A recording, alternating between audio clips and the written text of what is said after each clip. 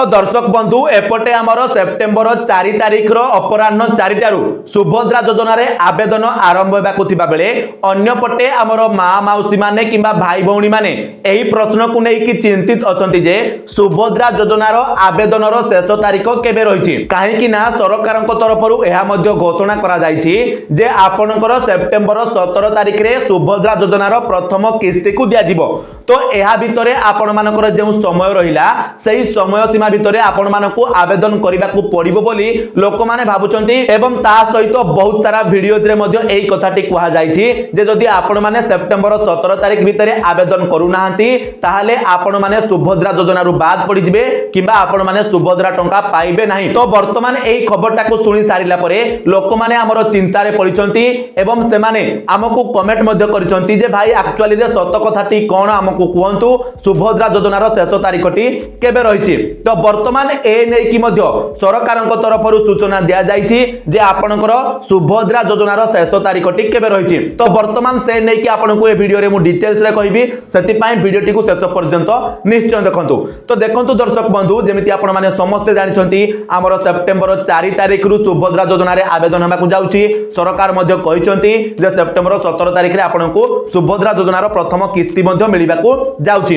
तो एआर भितरे हमर जे माँ माउसी मानकर डॉक्यूमेंट्स वगैरह रे सब भूल भाल अछि किबा जे माँ माउसी माने हमर बाहर काम धंदा करूछंती से माने वर्तमान चिंता रे पड़िछंती काहे कि ना जो माने बाहर रहउछंती से माने सुविधा देखि कि घर को आसीबे तापर जदि डॉक्यूमेंट्स वगैरह भूल थिबो ताले ताकू ठीक करिवे। तो ए सब ठीक ठाक कला बेले को से माने को किछि समय लागि जिवो। तो से माने वर्तमान प्रश्न उठाउछंती जे हमकु शेष तारिखटा केबे कहंतु जा भितरे आमे जाई कि आराम रे हमर डॉक्यूमेंट्स वगैरह सब ठीक ठाक करि कि आमे आवेदन करिवु काहे कि ना समस्त ए योजनार लाभ पाइबाकू चाहुछंती। तो वर्तमान ए नै कि हमर महिला और शिशु विकास मंत्री श्रीमती प्रभाती परिडा सूचना मध्ये दैछंती। तो कोन सूचना दैछंती तो देखंतु से एठी कोन कहिसंती ना वर्तमान सुभद्रा योजनार लाभ पाइबा पई लोक माने जनसेवा केंद्र रे भिड जमाउथिबा बेले किछि लोक आवेदन शेष होई जिवो बोली अधिक भयभीत हेउथिबा नजर आसीछि। तो वर्तमान हमर किछि लोक सुभद्रा योजना रे आवेदन बहुत शीघ्र शेष होई जिवो बोली जाई कि जनसेवा केंद्र रे बारंबार प्रश्न पतारुछंती आ से माने भयभीत मध्ये अछंती।